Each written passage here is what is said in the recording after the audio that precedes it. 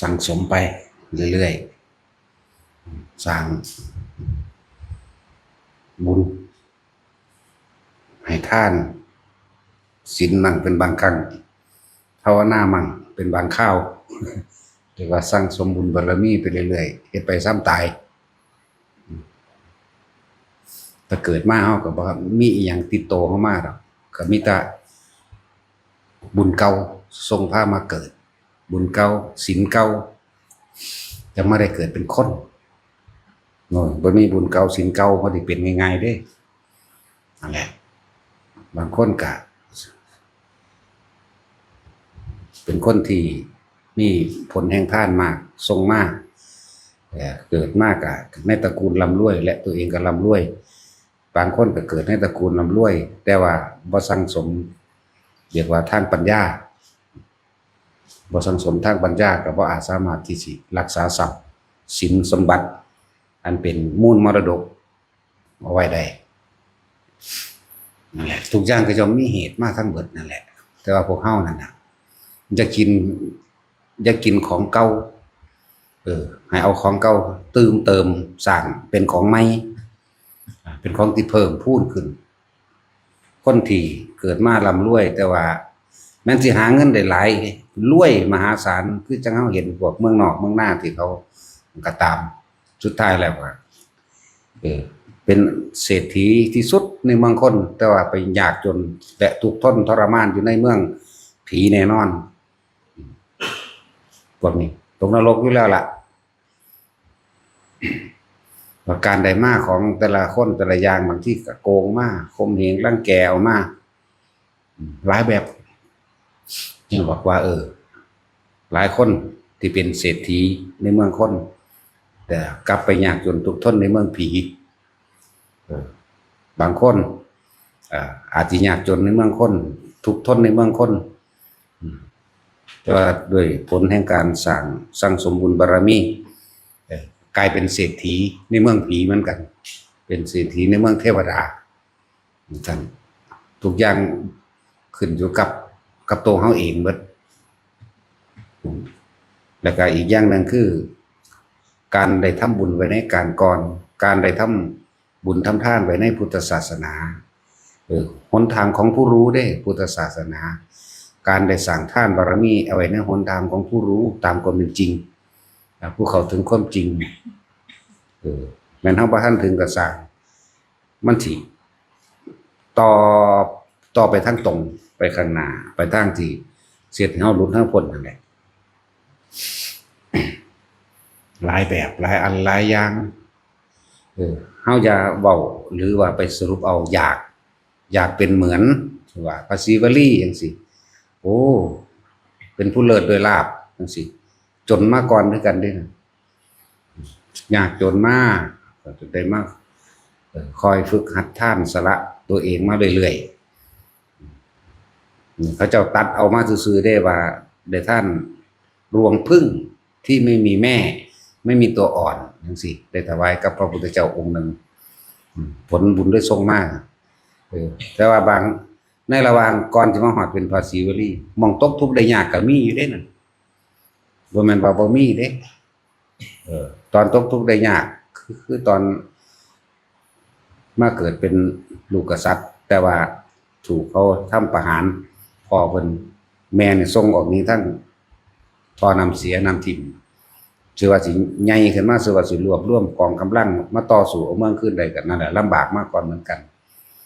แล้วการไปปิดบ้านล้อมเมืองเขาไว้ถึง7 ปี7 เดือน7 วันนี่อย่างนั้นน่ะแล้วเฮ็ดให้เขาตัดสินใจขาราชาที่บ่มีน้ำใจมาได้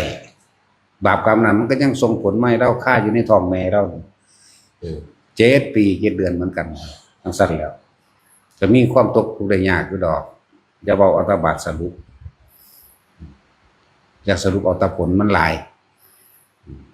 แล้วก็เป็นคนทุกข์มาก่อนนั่งวิสาขามานี่เขาขี้ดำๆนึงเด้ล่ะพอสิได้มาเป็นเศรษฐีเป็นไม้ศาสตร์พระอนุมัติสีพุ่นล่ะนั่งปุณณธาสีวิสาขาสมัยตะกี้ปุณณธาสีเป็นทาสเป็นลูกทาสเป็นคนเป็นทาสพร้อมแหละ ได้เข้ามื้อละ2เข้าปลายซำเด้2ทะนานก็คือเครื่องตวงสมัยนั้นทัพพี่2ทัพพี่เท่านั้นแหละ ยังนึกมานำทางแล้วเป็นว่าเฮาเกิดมาเป็นทาสเขาสิเฮ็ดจังได๋ก็ได้บ่ต่างจากสัตว์ก็จมมานำทางตัวเองเป็นเพราะว่าเฮาบ่ได้ให้ทานแบบนั้นเพิ่นก็ระลึกไปเฮาสิเอาหยังไปทานถ้าเขากินสำนี้ก็บ่อิ่มอยู่แต่ละมื้อก็ว่าไปนั่นแล้วพอดีแต่มีพระพุทธเจ้ามาที่ตัดสินใจทานให้มันขาดออกและจังเป็นเหตุให้เริ่มรวยมาเรื่อยเพราะว่าท่านตัดใจท่านแลกชีวิตสิตายก็สร้างมันดอกกูนี่บัดนี้ก็ยังมาเศร้าหมองตอนที่ว่าเพิ่นสิสรรให้เฮาบ่น้อขึ้นชื่อว่าพระพุทธเจ้าย่อมสรรเฉพาะอาหารดีๆในบ้านเศรษฐีคฤหบดีมั่งในเมืองของพระราชามั่งเกิดความเศร้าหมองแต่ว่าก็ช่างมันเถิดตัดสินใจสิจงไว้กินอันนึงเก็บไว้ก่อนนึงมันมี2อันไปกินเที่ยงกับกินไว้กินเช้ากับกินแลงอันนึง2แบ่งกันเพิ่นพระพุทธเจ้ารับให้ไว้ว่าพระพุทธเจ้าข้าจะทรงเคราะห์อีฉันเฉพาะศาสตร์นี้เลยขอทรงเคราะห์อีฉันไปในทางศาสตร์หน้าด้วยเถิดด้วยท่าน2อันขณะท่านไปแล้วนั่งพนมมืออยู่จิตใจก็ยังเศร้าเด้เพิ่นสิสรรให้กูบ่น้ออยู่เพื่อเจ้าฮู้พระเจ้าองค์นั้นบอกอุปถากปูนิสิทนะให้เฮาสินั่งกินในเบื้องต้นหน้านั่นแล้วเกิดความปลื้มปีติขึ้นมาว่าพระพุทธเจ้าสรรเขาให้เห็นต้นหน้าเขาจี้ดำนั่นเผลอมันเลยถือไฟดำไปจักหน่อยใช่แหละปลื้มแล้วก็ใจขาดตายในขณะที่ปลื้มนั่นเด้ไปว่าพุ่นดุสิตพุ่นธรรมดาแบบนั่นแหละว่าอดีตนิทานในฟังว่าเขาเจ้าก็บ่แม่นว่า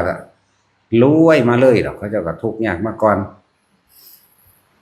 พระพุทธเจ้าเฮาแท้ๆนี่เป็นมหาทุกขตะมีผ้าผืนเดียวก็จึงมีเนาะหลายแบบหลายอย่างเพิ่นก็เลยบางภพบางชาติก็เป็นโจรปล้นเด้ปล้นคนรวยไปแจกคนจนดอกอันมื้อนี้ยังเป็นจังซั่นเป็นขโมยมื้อนั้นเป็นไปเบิดนั่นแหละไปเอาแอบเอากันกับเมียพระราชาอยู่ในวังก็มีขึ้นต้นมะม่วงอยู่พุ่นมันมีงามะม่วงงานึงก็ไปหน้าต่างมันคนบ่เคยนั่นกันมันก็เป็นจังซั่นแหละมันไปแอบเอาล่ะแต่ว่ามีนักปราชญ์บัณฑิตผู้หนึ่งสิมาแสดงธรรมอยู่ใต้ต้นมะม่วงเพิ่นลงบ่ทันทีเพิ่นก็เลยได้เดี๋ยวขอโอกาสขอลงสะก่อนว่าซั่นจังรู้ว่าเขาจับได้ว่าเจ้าของมาแอบเอากับเมียพระราชาจังซั่นแล้วแต่ว่าเขาเจ้ามีความซื่อสัตย์มีสัจจะเจ้าไปเฮ็ดหยังอยู่เทิงหันแล้วก็โอ้ยยอมรับล่ะแม้นตายก็ตายเถอะแต่ว่ามีความเคารพธรรมหมายถึงนักปราชญ์บัณฑิตผู้นั้นที่แสดงธรรมก็เลยลงมาธรรมเป็นของสูงสุดให้ความเคารพก็เลยมาสารภาพตัวเองว่าไปเป็นสู้กับอันพระราชินีเจ้านี่แหละนะหรือมเหสีเจ้านี่แหละพระราชาก็บ่เอาผิดได้ล่ะโอ้มันยอมรับความจริงเว้ยนะจังซั่นแล้วเลยฟังธรรมจนจบซะก่อนทั้งสิถูกประหารดอกนะความหมายบ่หนีจังซั่นแหละเลยฟังธรรมพระราชาก็ใจดีอยู่มันอยากได้แม่นบ่เฮ้ยก็อยากได้ล่ะเนาะบ่อยากได้สิมาเอาบ่กษัตริย์มึงเอาไปซะนี่ประทานให้เสยเด้นั่นแล้วมันก็เป็นไปจังซั่นแหละมีหลายแบบหลายอย่างแต่ว่าทุกคนขอให้มีสัจจะยอมรับความจริงนะฮะจึงตั้งสัจจะเอาไว้ผิดก็ว่าผิดตามผิดตัวเนาะถูกก็ว่าถูกตามถูกนั่นแหละแต่ว่าภายในใจคือสร้างสรรค์แต่สิ่งดีนั่นแหละแล้วว่าพวกเฮาค่อยๆเฮ็ดไปเรื่อยโดยแล้วแต่มีกรรมต่อกันหลังจังมาจังซี่สามเณรบัณฑิตแล้วก็เป็นลูกเศรษฐีนั่นแหละคนน้อยเปี้ยคนปัญญาอ่อนหรือคนอิหยังก็แล้วแต่มือเล่าที่มาจุติมือเล่าที่ออกจากท้องแม่เล่าน่ะคนที่เป็นคนปัญญาอ่อนคนกือคนใบและคนกือก็เลยหลายๆแบบพอตะเราออกมาปุ๊บคนในบ้านในเรือนเกิดกลายเป็นคนปัญญาดีเบิดก็มี อานิสงส์ของการทำบุญรวมกันเด้มันก็มีผลทั้งสั้นน่ะนี่แหละคำว่าสมรู้ร่วมคิดการทำสมรู้ร่วมคิดหรือการใส่จิตเจตนาในการกระทำรวมกันบ่ว่าดีบ่ว่าเลวทุกคนจำได้รับผลของมันเด้สามเณรบัณฑิตเคยพาหมู่ทำดีแต่พวกนี้ก็เฮ็ดมานำกันน่ะรวมมานำกันนั่นแหละแต่ว่ารอจังหวะมันสิคล้ายเมื่อผู้เป็นหัวหน้าอาจารย์เกิดมาแล้วพวกนี้ก็เคยสะสมมานำกันก็เลยคลายความปัญญาอ่อนออกให้ได้จังซี่ อานิสงส์เขาเจ้าคืออานิสงส์ทำมารวมกันบ่แม่นอานิสงส์บ่แม่นการดลบันดาลเด้เคยทำรวมกันคือแท็กซี่ได้รับมูลมรดกจากพ่อนั่นแหละก็เคยทำรวมกันจังใดเห็นบ่ล่ะจังซั่นหรือบางที่เศรษฐีบ่มีลูกแต่ว่าไปเอาลูกผู้อื่นมาเลี้ยงก็นั่นแหละคือเคยทำมารวมกันก็เลยรับมรดกไปเลยก็มีแบบนั้นทุกอย่างก็เกี่ยวกันเบิดนั่นแหละแต่ว่าจังได้ก็สร้างตั้งไว้โดยสัมมาทิฏฐิมีความเห็นตามความเป็นจริงผิดก็ผิดจริงก็บอกตามผิดถูกก็ถูกจริงก็ตามถูกนี่แหละเอิ้นว่าต้องคนมีธรรมคนรู้คนมีทางเรียกว่าคนเห็นตามความเป็นจริงเรียกว่ารู้ธรรมแล้วก็เดินตามทางของผู้รู้พร้อมเรียกว่าพุทธศาสนาหรือพุทธธรรมบ่ตกต่ำดอกมันสิมีปัญญาในการแก้ปัญหาทั้งออกเบิดบ่มีตีบตันกันแล้วกันแต่คนมีธรรมะนะแก้ทางออกได้เบิดเลยแม้นสิมืดตีบตันแต่ว่าเวลา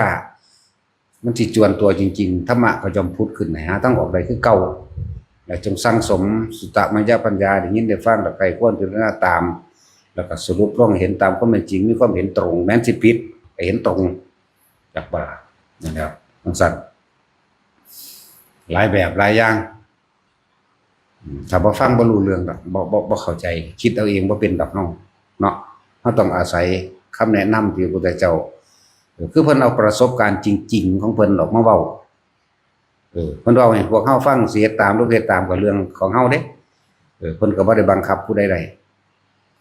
ขึ้นอยู่กับตัวเฮาบ่ได้ขึ้นอยู่กับเพิ่นแต่ว่าเพิ่นก็แนะนำให้แต่สิ่งดีๆจังว่าแหละผู้ใดเฮ็ดเหตุเช่นไรก็ย่อมได้รับผลเช่นนั้นทุกอย่างขึ้นอยู่กับเหตุที่ตัวเองสร้างเด้อ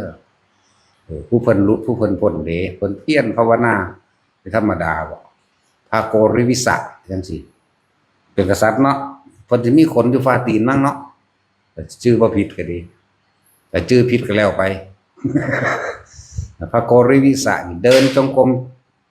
ฝ่าตีนแตกเลือดออกเด้ภาโกริวิสะนี่เดินจงกรมเด้เพิ่นเล่งความเพียรของเพิ่นลูกกษัตริย์คักๆเด้มันก็ดีเป็นกษัตริย์สุขุมรภาพอย่างดีพุ่นล่ะเดินจงกรมตีนแตกตีนโพ่งตีนป่วยเดินบ่ได้คุบเข่าเอาข้านเอาข้านบ่ได้ศอกมันแตกเหมือนบ่เข่ามันก็แตกต่ออีกบืบเอากระดึบนี่เอาข้านศอกข้านแบบนี้ไปจังซั่นพระพุทธเจ้าโหผู้ใดมาฆ่าสัตว์ผู้ใดมาฆ่างัวฆ่าควายใส่ทางนี้นั่นแล้วจังนี้พุทธเจ้ามาให้ความอยากของเธอมันมากจนเกินไปเธอจงลดความเพียรภาวะตัณหาอุปทานและความอยากให้ลดลงมาให้มันพอประมาณสมัยเธออยู่ในเวียงในวังเธอชอบดนตรีประเภทใดมากที่สุดบอกว่าพิณพระเจ้าค่ะพิณมันมีจักสายมี3 สายพระเจ้าค่ะถ้าพิณมันตึงเกินไปมันเป็นแนวใดดีดไปมันก็ขาดพระเจ้าค่ะเหมือนกับเธอที่ทำอยู่ตอนนี้ถ้าพิณมันย่านเกินไปเฮ็ดจังใดมันก็บ่เป็นศัพท์สำเนียงอีหยังใส่บ่ได้พระเจ้าค่ะถ้าฉะนั้นควรปรับเช่นใดซั่นนี่ให้มันพอดีนั่นแหละเธอรู้จักความว่าพอดีบ่เพิ่นยังตั้งหลักใหม่บัดนี้อย่าว่าหลักคำว่าปฏิบัติธรรม เพื่อบรรลุโสดาสกิทาคาอนาคาอรหันต์นั่นเป็นจุดหมายที่เพิ่นให้กำลังใจว่ามันมีจุดหมายอยู่เออเป็นเป็นเครื่องดึงดูดเร้าใจให้เกิดศรัทธาแล้วก็จนเกิดศรัทธามีกำลังแต่ว่าเมื่อมาปฏิบัติแล้วนั่นคือจุดหมายของการปฏิบัติอยู่แต่ว่าในขณะปฏิบัติบ่แม่นเฮาไปตั้งจุดหมายไว้เข้าใจบ่นี่เฮาไปคาดคะเนเอาแบบนั้นไว้เด้แล้วก็เลยมีความเพียรบางทีมันก็เข่งเกินไปเพราะวันอยากได้ใจมันบ่อยู่กับปัจจุบันอย่างบัดนี้พุ่นมันไปอยู่กับผลที่เจ้าของไปคาดคะเนเอาไว้แล้วมันเลยเฮ็ดให้กายของเราเองลำบากอัตตกิรมัฏฐานุโยคหมายถึงทำตนให้ลำบากลำบากทางกายเพราะกิเลสตัณหาตั้งจุดหมายมันเอาไว้แล้วมันเลยปืนใส่ยามใดกูสิบรรลุยามใดกูสิบรรลุพุ่นความคิดมันยุ่นมองอรหันต์พุ่นเด้นั่นแล้วมันบ่รู้จักปัจจุบันนั่นแหละแล้วต้องอาศัยคำแนะนำจากพระพุทธเจ้าบอกมัชฌิมาปฏิปทาอริยสัจทั้งหลายตราบใดที่เฮามีสัมมาทิฏฐิความเห็นตามความเป็นจริงสัมมาสังกัปโปมีความดำริจริงตามความเป็นจริงในขณะปัจจุบันตาหูจมูกลิ้นกายกระทบสัมผัสรู้สึกในปัจจุบันใดยังก็ตามสัมมาวาจาบอกแต่สิ่งที่มันประกอบไปโดยประโยชน์สัมมากัมมันโตกระทำแต่สิ่งที่มันบ่เป็นโทษการกระทำที่เป็นประโยชน์สัมมาอาชีโวประกอบอาชีพกันโดยสุจริตกันก็แล้วสัมมาวายาโมมีความเพียรชอบประกอบตามความเป็นจริงสัมมาสติระลึกใคร่ควรผิดถูกชอบชั่วดีควรหรือบ่ควรเช่นใดก็ว่าไปมันก็เป็นสัมมาสมาธิเองแหละแต่เฮาเข้าใจตรงนี้แล้วเฮาสิวางจิตเฉพาะสิ่งที่มันเป็นกุศลเท่านั้นเรียกว่าความเพียรของเฮามันก็มีในตัวเองของมันเพราะว่ามันอยู่ในการวางจิตการวางความคิดให้เป็นกลางๆเอาไว้การวางความคิดของเขาเองวางถูกวางแบบนี้มันเป็นสมาสติดีแล้วระลึกดีแล้วมันก็เป็นสมาธิจังหน่อยเขาก็ตั้งมันอยู่ในสิ่งที่มันเป็นกุศลตัวเป็นสมาธิได้บัดนี้จิตตั้งมั่นได้บัดเดี๋ยวก็คือขั้นไปสู่สัมมาวิมุตติดอกเรียกว่าอะไรภาโกวิวิสักที่เขาเห็นนั่นเทวดามาดีดวิ่งที่เขาเจ้าเขียนไว้ในภาพมันบ่แม่นเด้นั่นว่าเทวดามาสอนพระพุทธเจ้าว่าถ้าตึงเกินไปมันสิตายสิขาดแล้วมาพาประกอบใช้กันกับตอนเพิ่นทำความเพียรเหลือแต่โครงกระดูกเห็นบ่ถ้าย่านเกินไปมันก็บ่เป็นผลที่สำเร็จต้องพอดีว่าซะนั่นคือภาพเขามาเขียนประกอบพุทธเจ้าบ่แม่นเด้คำว่าพระพุทธเจ้าเกิดขึ้นได้โดยพระองค์เองรู้ชอบตรัสรู้ชอบประกอบตามความจริงโดยพระองค์เองโดยประสบการณ์ของเพิ่นเองเด้ผู้ใดสิมาสอนได้นั่นบ่ล่ะเพราะฉะนั้นสิว่าเป็นครูของเทวดาและมนุษย์บ่เทวดาสิมาสอนก็แสดงว่าเทวดาเป็นครูทั้งตัวเนาะนั่นบ่ล่ะบ่แม่นเด้อหลายอย่างที่พากันเข้าใจผิดตามภาพประกอบเขียนไว้นั่นว่าแม่นพระพุทธเจ้าสอนพระอีกผู้นึงที่ในพิน3สายต่างหากนะเทวทูต4จัง4ก็บ่ได้แปลว่าเทวดามาแปลงขึ้นให้เห็นเด้อย่าว่าล่ะหมายบ่ฮะเทวดาแปลงตัวผู้ใดพวกเฮาอยู่นำบ้านมันก็เห็นแม่คนเกิดมั้ยเนาะคนเกิดคนแก่คนเจ็บคนตายนี่มั้ยเฮาก็เห็นอยู่ได้ว่าหาเทวทูตทางอื่นได้ล่ะแม่นบ่ล่ะสั้นๆแล้วสติปัญญาของเพิ่นก็เกิดขึ้นของเพิ่นเองพูดมันล่ามไปหอดนั่นพระศรีอริยเมตไตรกับพระพุทธโคดมตั้งกระท่อมอยู่ใกล้ๆกันแล้วตากันว่าดอกบัวของผู้ใดบานก่อนให้ผู้นั้นมาตรัสรู้ว่าสั่นเนาะเคยได้ยินบ่ล่ะบัดนี้พระพุทธเจ้าเฮาก็ตื่นก่อนบัดนี้ไปเห็นดอกบัวภาษีอ่านบานก่อนว่าสั่นแล้วไปเปลี่ยนกระถางนั่นก็มีมันจะไปรักกันได้บ่อันบารมีแหมเนาะมันรักกันบ่ได้กษัตริย์ก็มาเอาของเฮาที่กูก็เต็มคือกันนั่นล่ะวะมาเอาทำไมว่าให้รักเลยเอาสู้เอาได้เอาแบบใดแม่นบ่ล่ะซั่นแล้วเฮาก็เต็มคือกันเฮาบ่ได้ตื่นย่านได้เว้ามานี่ว่าเต็มนี่มาเอามันกองอยู่หม้องใดแม่นบ่ซั่น มันอยู่บางใดมันเห็นสัมผัสได้อยู่บ่ตาเห็นกองอาญะอยู่บ่แม่นบ่ล่ะไปกวาดเอาแต่แม่ก็มันไปลักได้ผีบ้าเออขึ้นอยู่กับกำลังใจเจ้าของพี่มันขึ้นอยู่กับการที่เขาสังสมมาพี่จนเกิดกล้าสละตายได้ตั้งหากนี่ก็เรื่องนึงที่คนเข้าใจผิดหลายจะเป็นลักได้บ่นั่นแหละถ้าเรียงว่าลักไปบวชแม่นอยู่ดอกเพราะว่ามันเกิดขึ้นโดยเหตุคือกรรมคืออกุศลกรรมในสมัยศาสตร์ที่เป็นหมอยานั่งพิมพ์ผ้าเป็นเมียไปรักษาตาเขาตาหายดีแล้วไปว่างยาเขาไม่เพื่อสิให้มันได้เงินขึ้นเขาเจ็บท้องตายซ้ำนั่นทั้งสั้นแล้วประเด็นโดยกรรมที่มันเป็นธรรมชาติของมันอยู่แล้วเพราะได้ว่ามันเป็นเพราะคำสาปแช่ง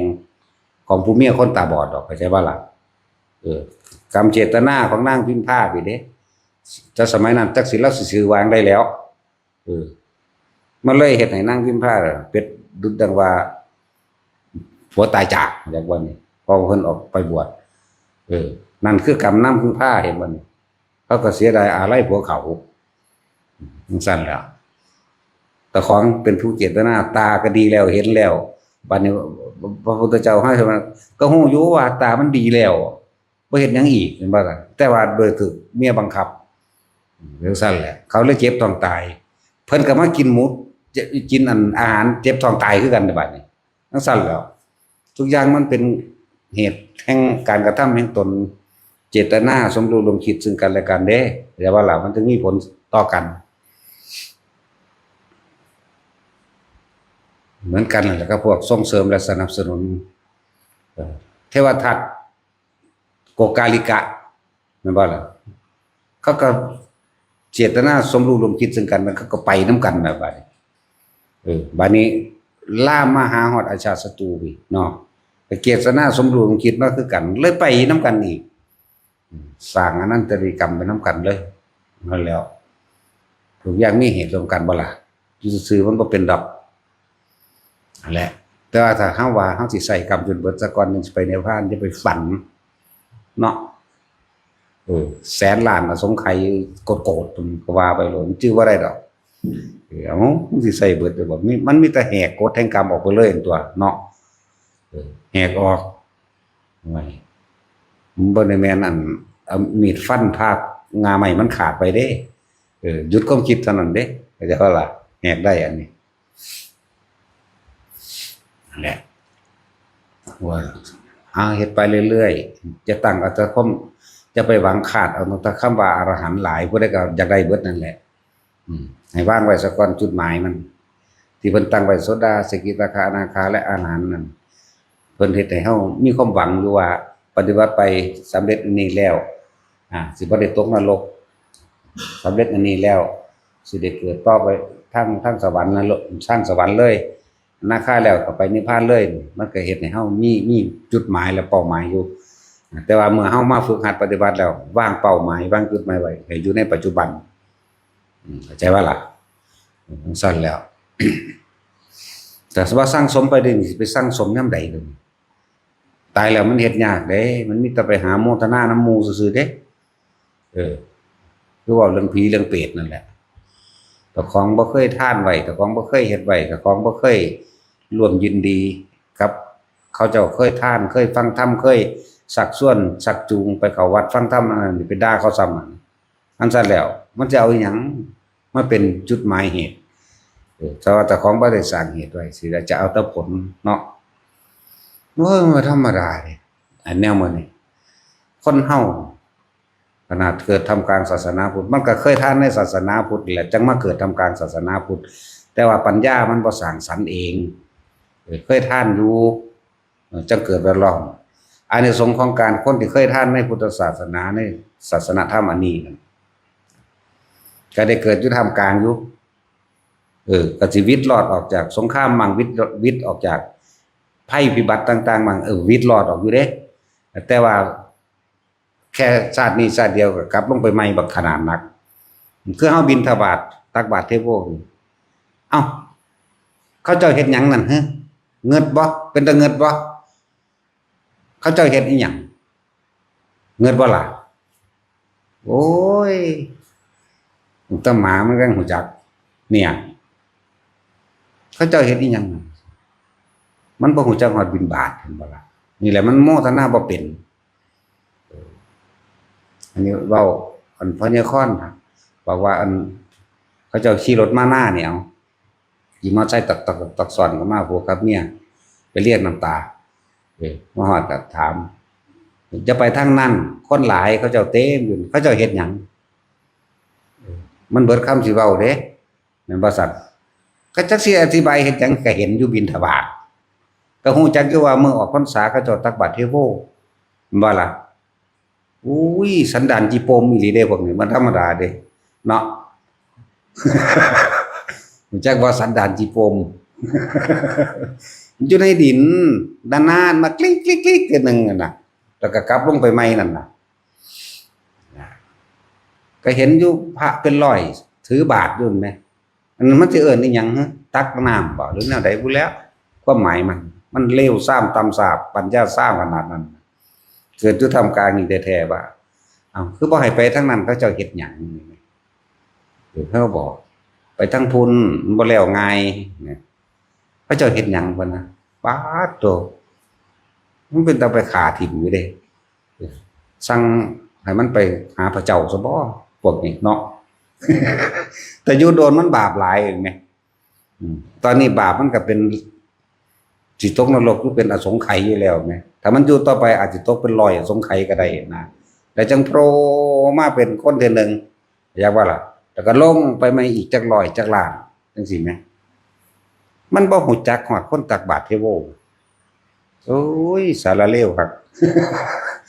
เป็นตะเงิดบ่ไทบ้านนี่แหละไทบ้านไร่พระนี่แหละเนาะโอ้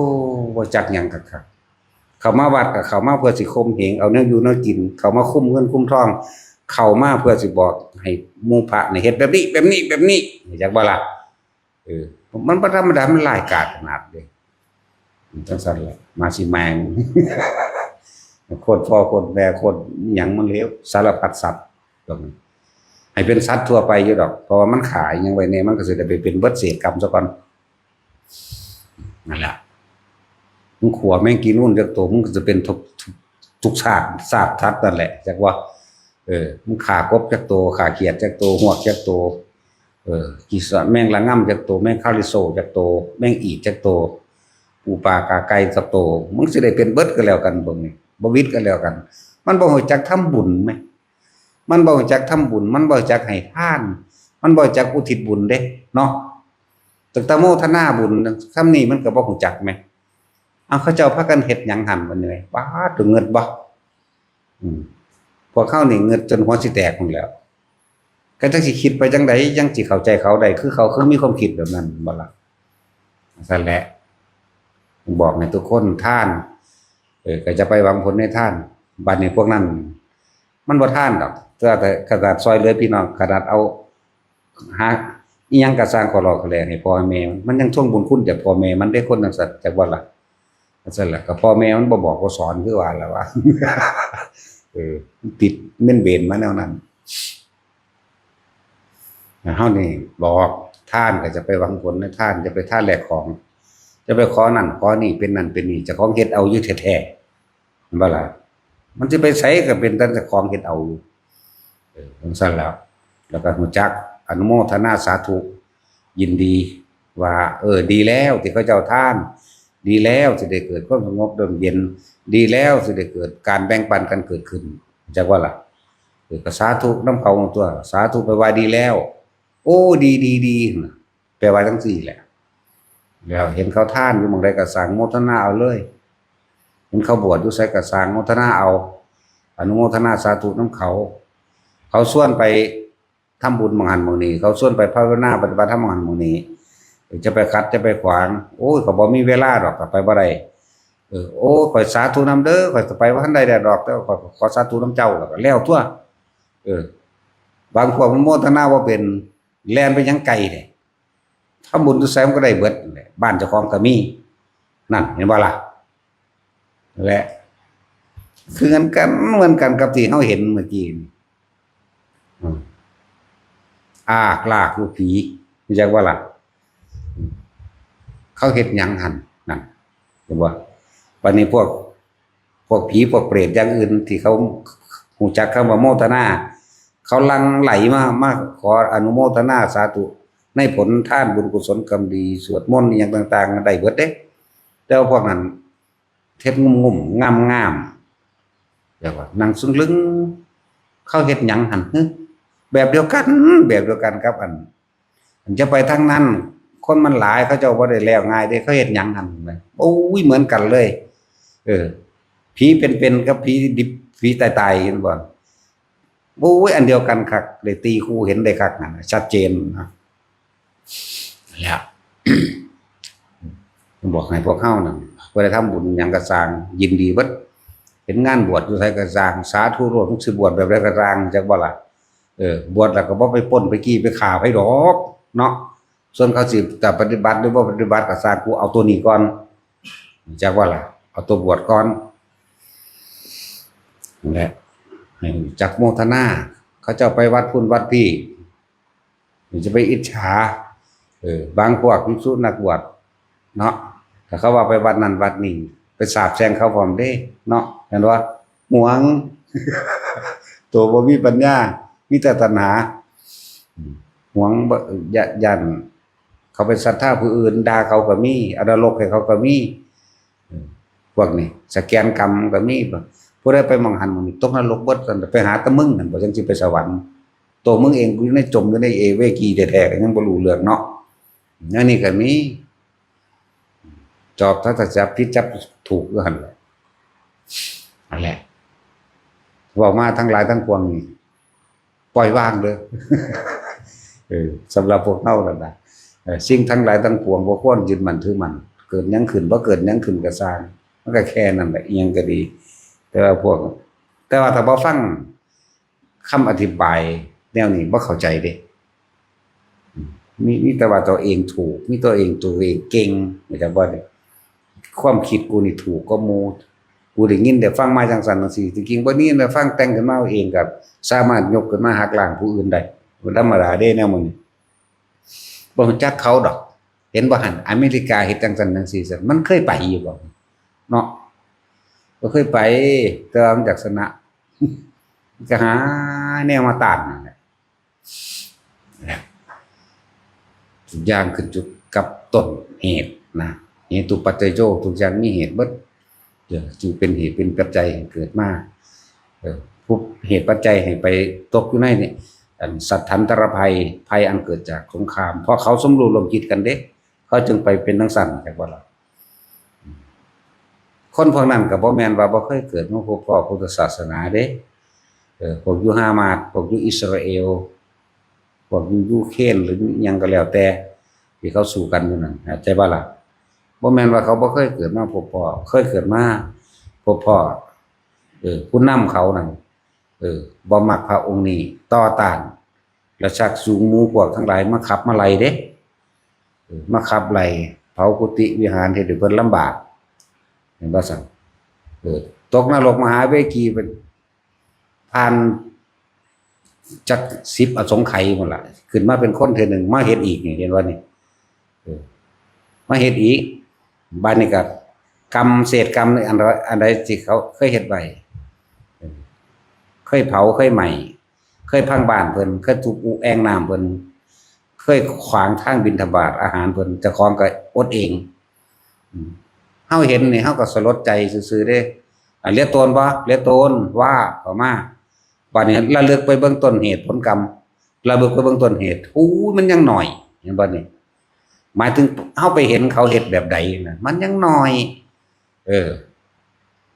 จับพระมาจังซั่นจังซี่แล้วก็ประจานขับไล่ตบตีเพิ่นพร้อมเด้มันยังน้อยตบตีทุบแอ่งน้ำทุบบ่องโล่งโค้งโล่งขั้วทุบมองอันนั้นนี่จะเผาศาลาวิหารเพิ่นเด้สมรู้ร่วมคิดกันเบิดนั่นแหละจากบ้านล่ะพวกที่แล่นหนีลูกระเบิดเด็กๆเด็กน้อยก็สร้างเดี๋ยวเบิ่งเป็นตาเรียนโตนอยู่ดอกแต่เฮาระลึกเบิ่งแล้วนี่แม่มึง แต่กูเป็นกูจะฟันมันหัวมันออกทีละหน่อยจังซั่นแล้วเคยเฮ็ดแบบนั้นไล่หนีไล่เพิ่นหนีออกจากที่เพิ่นอยู่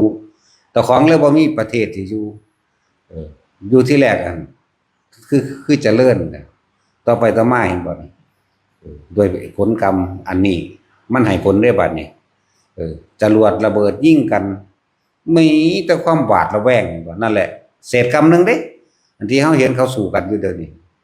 ในสงครามต่างๆที่เฮาเห็นเศษมันเด้น่ะแล้วก็ลงไปใหม่อีกพอแห้งตอนเกิดขึ้นมาเป็นคนอยู่ตอนที่ว่าอยู่ดีสุขสบายดีอยู่นั่นนั่นคืออาจจะเคยซอยเหลือนอกศาสนาก็จะว่านี่นอกศาสนาพุทธก็เลยเฮ็ดให้มีความสุขสบายในจักหน่อยแต่เมื่อถึงเวลากรรมอันสมควรแล้วมันสิบีบเข้ามาหากันเห็นบ่ธาตุเสียธาตุเลวหรือพวกมีความคิดเลวๆเสมอกันเขาจะบีบร่วมเข้ามาให้เกิดเหตุการณ์รับผลนํกันบัดนี้แม่นอยู่ต่างประเทศคือคนไทยไปก็ไปรับนํกันได้เพราะว่าเฮ็ดนํกันไว้ก็จะว่านี่ในขณะนั้นสิสังเกตคอมเมนต์เด้ออันพวกคอมเมนต์กูบ่จักดอกพระอันนี้แต่มีผู้หนึงตั้งขึ้นมาว่าบ่ดีงั้นกูก็คอมเมนต์นำเลยบ่รู้จักกันเด้นั่นบัดนี้นี่แหละเวลาถึงเวลาสงครามจังสิปึ๊บกูอยู่ประเทศไทยนี่แหละไปบินไปทำงานว่าก็ไปลงเหตุการณ์นํเขาตายอยู่หุ่นก็มีสงสารแล้วกูอยู่ไทยนี่แหละกูอยู่ลาวนี่แหละกูอยู่กับมาเขมรหมดนี่แหละกูอยู่เวียดนามกูอยู่จีนนี่แหละนี่จักว่าล่ะแต่ว่าเวลาผลกรรมมันสิให้ร่วมกันมันก็มาร่วมกันเด้นี่เป็นเรื่องจริงเด้แต่ว่าก็อาจินไตแน่จักหน่อยนั่นแหละพวกเจ้าคิดบ่ถึงดอกแต่เว้าเรื่องอาจินไตแน่ค่อยระลึกเอาเองก็ได้ขอยบ่อ้างพระพุทธเจ้าก็ได้แต่เขาก็ได้จากพระพุทธเจ้าจักว่าแนวทางเดี๋ยวสิหาว่าตาอ้างเพิ่นหลายเนาะเจ้าของนี่แหละเฮ็ดเอาเองเป็นเอาเองอยู่เห็นอยู่แต่ว่าก็ได้แนวทางที่เพิ่นแนะจักว่าล่ะนั่นแหละคือเว้าเรื่องอันเอาในตำราแต่สิเว้าเทียบอีกอันนึงคือวิทุแท้ก็ยังอันนั้นอยู่อันแม่มันก็เป็นลูกเจ้าของแท้ๆอยู่เนาะนี่แหละความถือยศถือโตถือศักดิ์ถือสีถือมานะทิฏฐิถือว่าเจ้าของใหญ่ถือว่าเจ้าของเป็นกษัตริย์บัดนี้ถือว่าเจ้าของเป็นราชาเลยดูถูกหลานเจ้าของทำท่าว่าโอ้ยขอไปอาบน้ำก่อนเด้อเอาไปลงไปในระหว่างกลางน้ำตะกี้ผมมันมวนๆขึ้นมุดน้ำลงไปแล้วเอาตีนขึ้นมาเกาะผมไว้เพื่อสิเจ้าของตายล่ะแต่ว่านาคซอยไว้บ่ตายนาคซอยไว้จักอยู่ไสล่ะตอนนี้สั่นส่วนนี้ก็รอแล้วรออีกโอ้สงสัยหนีไปแล้วรังเกียจเฮานะก็หมายเขาก็บ่สนคือกันก็วิทูกับพระก็เข้าใจว่าตัวของสิได้เป็นกษัตริย์ครองกรุงโกศลแล้วนะนั่นแหละแต่ว่าถึงเวลามาเวลานั้น4 ทุ่มกว่านี่แหละฝนตกน้ำบาปลามาบึมบั่มมาพวกนี้มีแค่เศษกรรมต่อกันก็หนีขึ้นพอฟังพวกนี้ก็ถูกน้ำพัดตายเบิดตกนรกเบิดจังซั่นแล้วทุกอย่างย่อมมีเหตุเด้อคำว่าทำทั้งหลายย่อมเกิดแก่เหตุเมื่อเหตุดับแล้วนี่ทำทั้งหลายย่อมดับตามคำว่าทำทั้งหลายก็แปลว่าสิ่งทั้งหลายทั้งปวงไม่ว่ามนุษย์และอมนุษย์ทั้งหลายย่อมมีเหตุทำให้เกิดขึ้นแต่ว่านี่เมื่อดับเหตุหยุดเหตุคือการหยุดคิดปรุงแต่งสิ่งทั้งหลายเหล่านั้นก็บ่อาจสามารถที่สิมีผลต่อไปได้และเหตุธรรมาปภาวะเยทำทั้งหลายย่อมเกิดแต่เหตุทำทั้งหลายแปลว่าสิ่งทั้งหลายทั้งปวงย่อมมีเหตุทำให้เกิดขึ้นไม่ว่าร้ายไม่ว่าดีคำว่าทำทั้งหลายย่อมเกิดแต่เหตุเพราะว่าทุกอย่างมันจะมีเหตุเกิดคือเราเห็นเขาสงครามกันเราเป็นตะเลโตนเขาเด้เนาะเด็กเล็กเด็กน้อยโอ้ยบาดเจ็บพวกตายก็ตายไปสีกไปเนาไปมุนไปพวกถ้าล่อหิวอดอยากขึ้นก็ล่อหิวอดอยากขึ้นหั่นเด้เพราะว่าเด็กน้อยเพราะว่าผู้ใหญ่ใกล้กลางคนเฒ่าแก่ชราเจอเบิดเจ้าเคยสมรู้ร่วมคิดไว้ยามใดเจ้าก็ไปถึกก็ไป ก็ไปร่วมกันเพื่อสิรับผลกรรมอันนั้นแหละเห็นบ่นะเฮาเบิ่งเฮาก็เรียกโตนคือกันเฮาก็ระลึกเบิ่งบัดนี้โอ้มึงยังน้อยตัวนี้ถ้ากูเป็นอันผู้ลังโพดตะกี้กูบ่ให้มึงตายง่ายดอกเนาะเฮาโหดกูสิห้อยขามึงลงมาบนต้นไว้กูสิเอามีดโกนปาดทีละหน่อยเอาเกลือใส่จักหน่อยเอาพริกใส่จักหน่อยค่อยๆแท้เนื้อแท้เลือดมึงออกแล้วก็ปิ้งจี้ของมึงกินแดกเข้าปากมึงแหละมึงบ่กินหาแนวทังลงเช้าหูจังซี่มันเป็นแบบนั้นอีหลีเด้มันก็เลยเป็นธรรมดาเมตตาก็จะเมตตาแบบโง่ๆเด้อไปก็ดีจะไปโง่เมตตากับคนพาลสันดานหยาบจักบ่ล่ะคนพาลสันดานหยาบหรือคนเห็นแก่ตัวคนหาเรื่องเฮาจังซี่ก็บ่ต้องไปอธิบายนั่นนี่ให้เขาเห็นใจดอกขาแม่มึงโลดเนาะพ่อถีบก็ถีบพ่อเตะปากก็เตะปากโลดมันสั่นตัวอย่าไปกรุณาคือซอยเหลือบัดเมตตาก็เบิ่งซะก่อนมันก็เป็นจังไดกรุณาไปว่าซอยเหลือเรียกว่าเมตตาจะไปหาเมตตาของคนพาลสันดานหยาบมันกลับขึ้นมาฆ่าเฮามันบ่ฆ่าแต่เฮาผู้อื่นฆ่าผู้อื่นพร้อมแต่มันมีอำนาจแม่นบ่ล่ะฆ่ามันก่อนเอาซั่นเด้ได้บุญตัว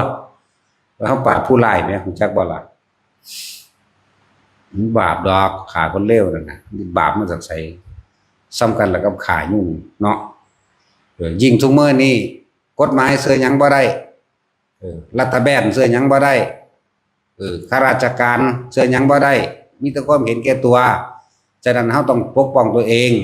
กฎแห่งกรรมที่เฮาสร้างขึ้นมาเองนี่แหละจักว่าล่ะตามธรรมตามสัจจะตามความเป็นจริงมีผู้ใดมาข่มเหงรังแกเฮาหาเรื่องความนั้นความนี้เมียนมันก่อนตายคือเก่านั่นแหละสิไปย่อมสิไปเว้าดีนำโคตรแม่มึงหยังเนาะจังซั่นแหละกูพ่อมา30เทื่อกูบ่อยู่แล้วบาดนี้ว่าสารละเลวนี่จักว่าล่ะเขาบ่จักอันใดเป็นโทษใดเป็นประโยชน์ได้เป็นคุณต่อแผ่นดินและคุณต่อมนุษย์และสัตว์ก็บ่รู้ดอกบ่รู้ว่าเมตตาก็จะไปหาเมตตาแบบโง่ๆผู้ใดก็สร้างที่เข้ามาในสถานธรรมแห่งเฮานี่ถ้าไม่มาบำเพ็ญสาธารณกุศลประโยชน์บ่ให้ความร่วมมือใดๆทั้งสิ้นให้ปกป้องตนเองนะเรื่องสั้นสมมุติมันซอยหยังบ่ได้คือรัฐบาลก็ย้านเขมรเนาะนี่แหมทหารกับประชาชนกับพระนี่สู้เด้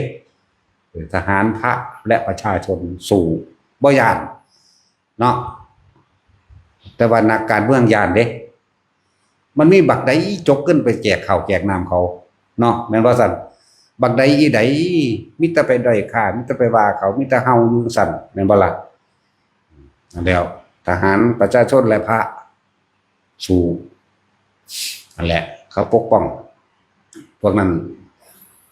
น้ำขวดนึงเขาบ่ไปซื้อให้แม่เนาะพวกเฮารวบรวมจากของกินของทานทั้งหลายมานี่จาก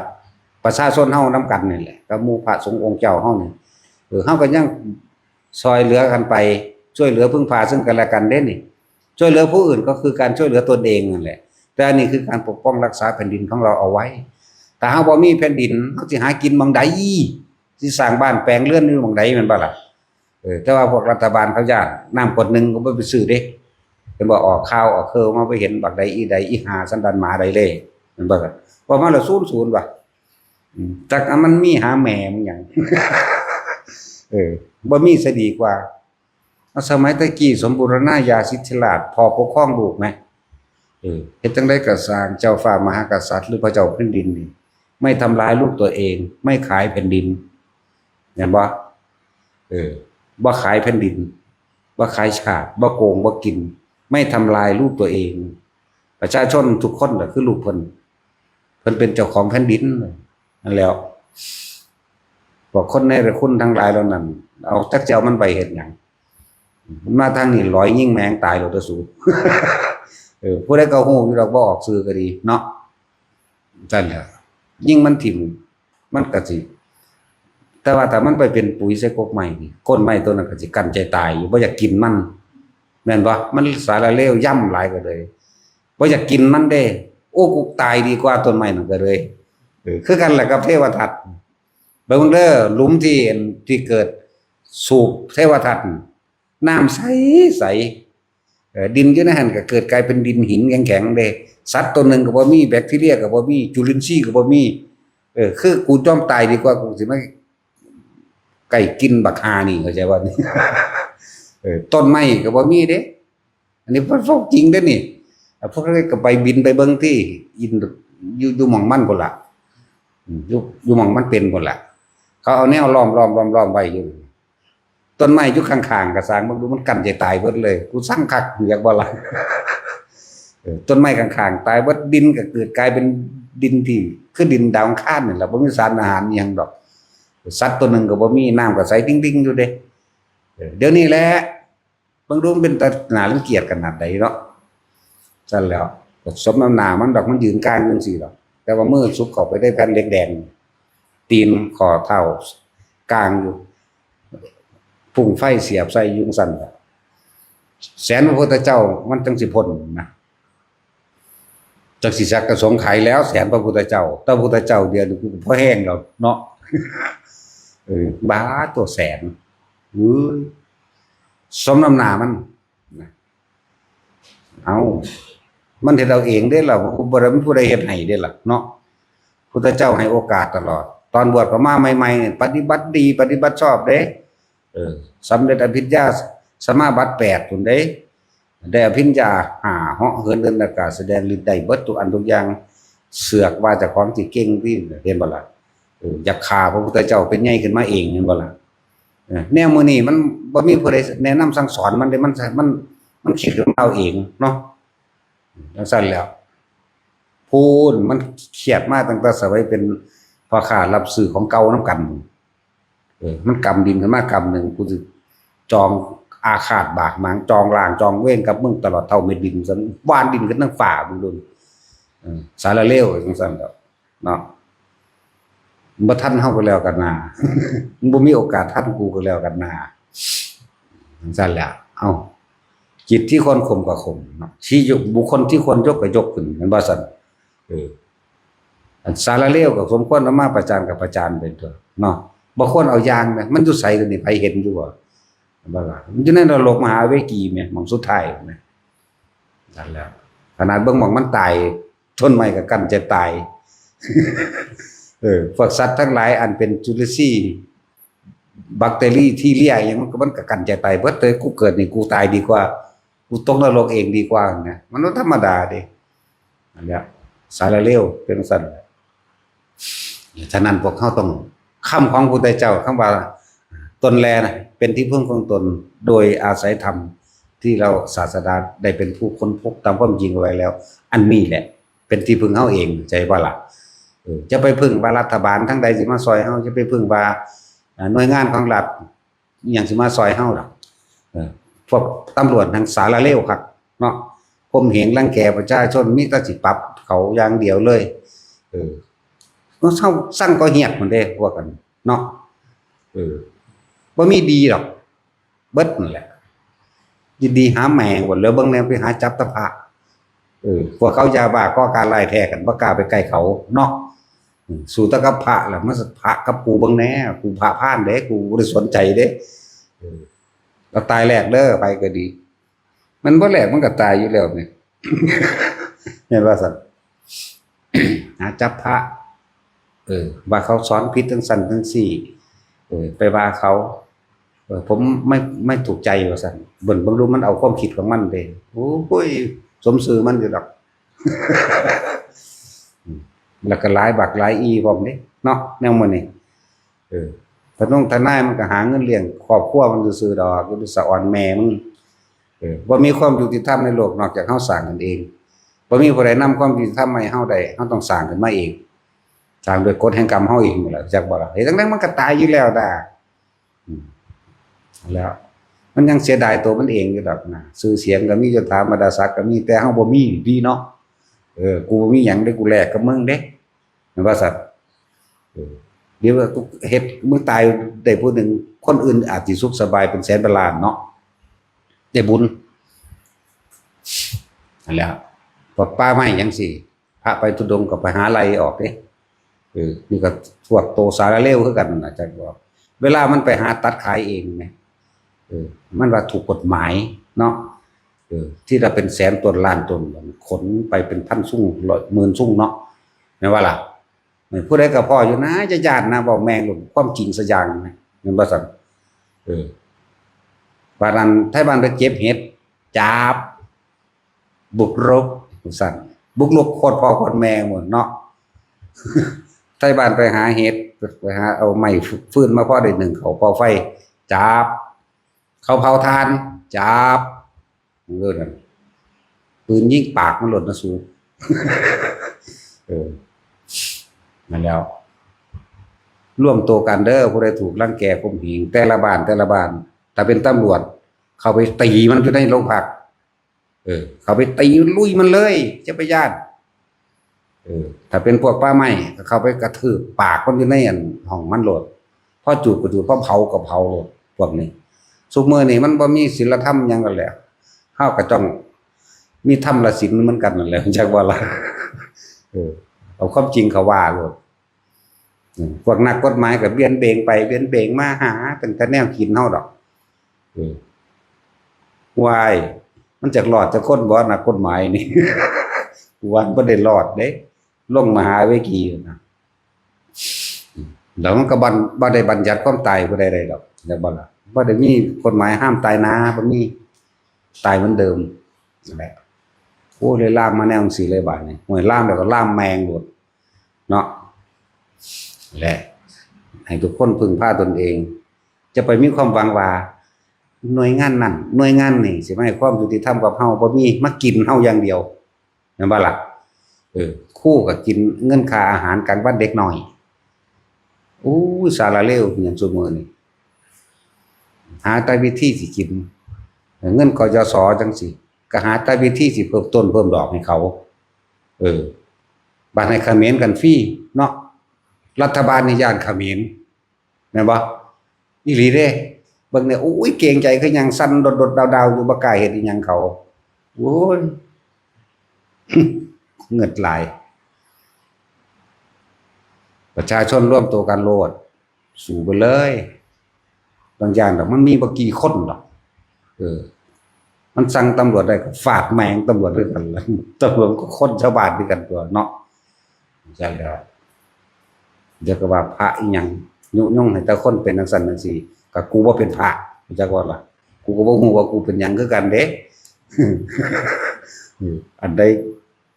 บ่มีความยุติธรรมมันสูง ตำรวจก็หาเก็บตาทรงตาสวย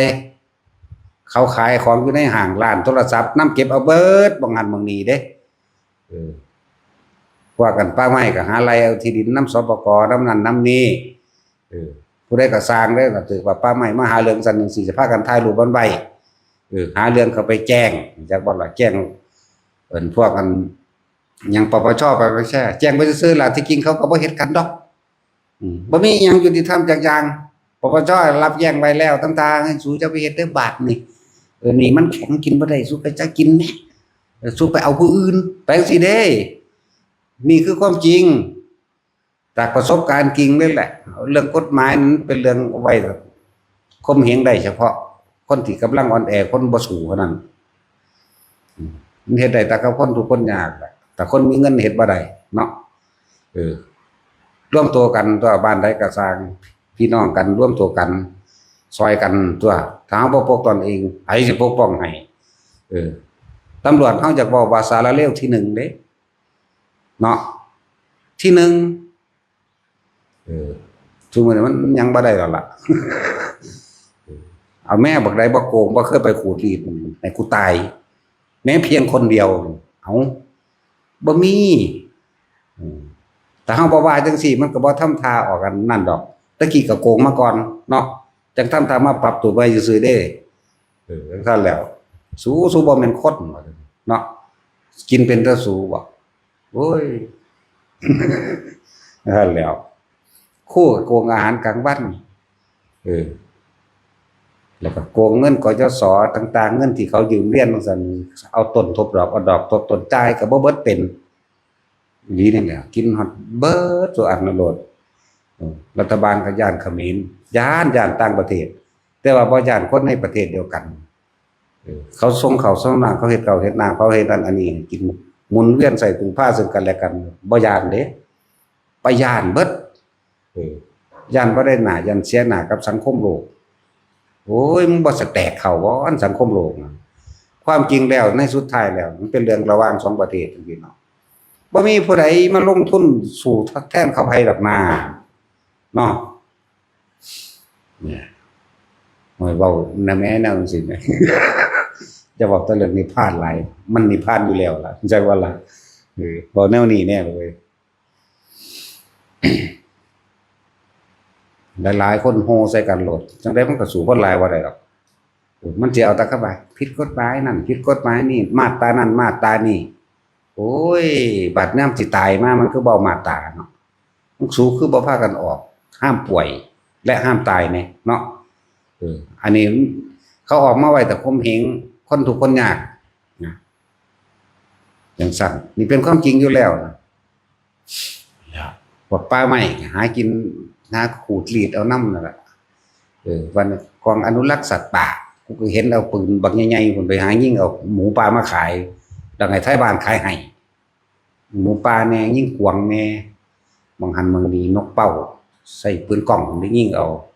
เป็นความจริงทั้งเบิดได้นี่ที่เฮาเห็นมาเว้าไปตามที่ฮู้ที่เห็นมาได้นี่บ่แม่นญาติเด้นี่พอไปเห็นตามป่านั่นแหละถ้าว่าพระมันไปจะทุดงค์บางหันบางนี้ไล่เขาหนีเพราะว่ามันสิตัดไม้ไปขายเข้าใจว่าแต่เสือกบอกว่าพระสิตัดไม้ว่าซั่นโอ้ยถ้าบ่มีพระรักษาป่าไว้มันเบิดแตะโดนแล้วล่ะเนาะบางใดที่ว่ามีจังหวัดใดจังซั่นเป็นป่าอุ้มๆๆไว้แน่บางหันเราเป็นวัดป่านอกมันก็เป็นทงหน้าไปหมดแล้วเนาะพวกสปกมันนี่เฮ็ดอีหยังแต่ละอันแต่อย่างโยกไปโยกมาหาแต่กินเงินพวกที่ดินใต้โต๊ะเบิดนั่นแหละจะไปไว้ใจหากินไปแต่เฮาโลดลักษณะนั่นแหละแม่งเว้าแน่จังน้อยนั่นเลยบืนใส่ตะนิพพานหลายไปเลยแต่ว่าที่เว้ามาทั้งเบิดก็ให้เห็นจากบอกให้เห็นความบ่เที่ยงแท้แน่นอนความบ่จีรังยั่งยืนสารพัดภัยอันเกิดจากการเกิดภัยจากมนุษย์ด้วยกันและอมนุษย์ให้พวกเขาเห็นแนวสิ่งเหล่านี้แล้วให้พวกเขาเห็นว่าบ่มีบุคคลผู้ใดสินำความยุติธรรมมาให้เฮาได้ดอกนอกจากเฮายุติโดยจากยุติออกจากสิ่งทั้งหลายทั้งปวงของการเป็นไปแต่เกิดในโลกนี้ในธรรมนี้ด้วยตัวเองคำสอนพระเจ้าเป็นอากาลิโกบ่มีการบ่มีเวลาใส่ได้ตลอดกาลธรรมนี่บ่มีวันตายความจริงนี่บ่มีวันตายอย่างเช่นว่าเกิดแล้วต้องแก่ต้องเจ็บต้องตายเท่านั้นเข้าใจบ่ล่ะแม่นบ่ล่ะธรรมนี่บ่มีวันตายเด้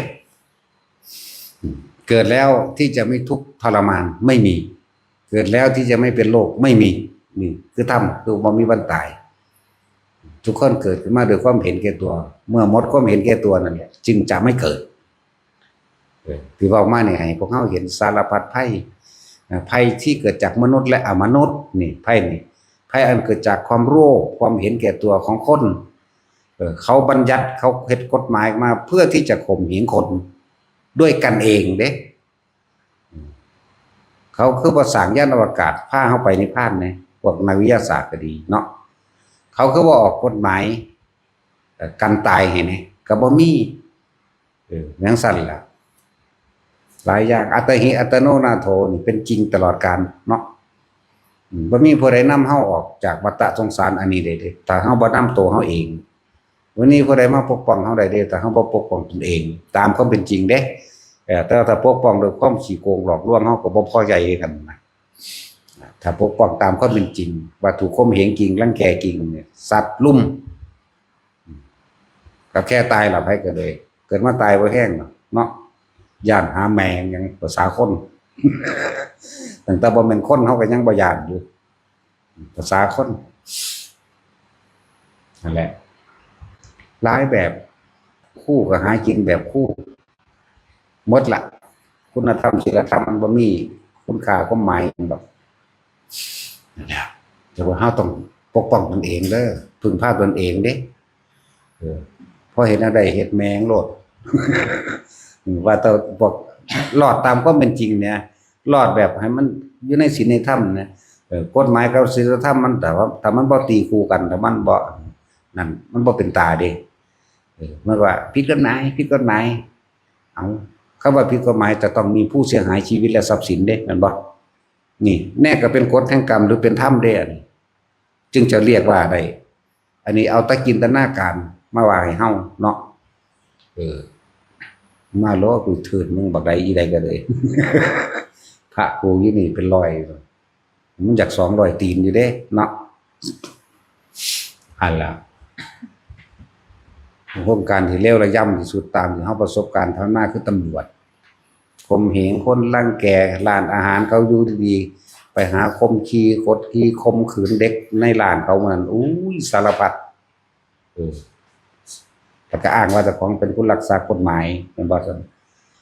รัฐบาลก็ออกกฎหมายคุ้มเจ้าของให้พ้นจากความผิด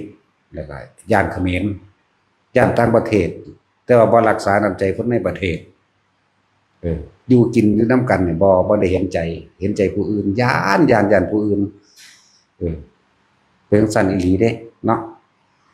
ทหารกับลูกประชาชนนี่แหละมันก็เลยเข้าใจกันลูกประชาชนชาวบ้านเฮานี่แหละเกิดมาจากความอดอยากเกิดมาจากอย่างหลายอย่างทหารประชาชนกับพระเสียสละแท้ก็จะบ่นี่แต่ว่าพระเจ้าแผ่นดินนั่นแหละเป็นศูนย์รวมจิตใจของหมู่ประชาชนทั้งหลายจะไปอาจหารกล้าทำลายเพิ่นเด้ไปก็ดีไม่แต่ความคิดจะคิดเด็ดขาดแผ่นดินพ่อแผ่นดินแม่ของเพิ่นรักษามาไว้เพิ่นก็ได้รับมูลมรดกแต่เจ้าของยังอยากได้มรดกพ่อแม่เจ้าของเนาะนั่นแหละคนที่บ่ทำลายเฮาเลยรักษาปกป้องเฮาเลยน่ะคือพระมหากษัตริย์เพิ่นบ่ขายแผ่นดินเพิ่นบ่ขายศาสตร์เพื่อไม่ทำร้ายประชาชนคือลูกของเพิ่นนั่นแหละคำว่าชาติก็คือแผ่นดินทั้งร่วมอยู่ร่วมกันนั่นแหละศาสนานี่ขอให้เป็นศาสนาพุทธเถิดซึ่งเป็นความขาวสะอาดพระมหากษัตริย์เป็นหยังคืออยู่กลางจักบ่นี่ชาติหมายถึงแผ่นดินไว้ที่ได้ทำมาหากินศาสนานี่คือแนวทางเดินของชีวิตพระมหากษัตริย์อยู่กลางคือศูนย์รวมจิตใจเป็นที่พึ่งของทุกๆคนแต่ว่าก็ต้องอาศัยธรรมะนี่แหละตามความเป็นจริงนี่แหละเอาสมาทานน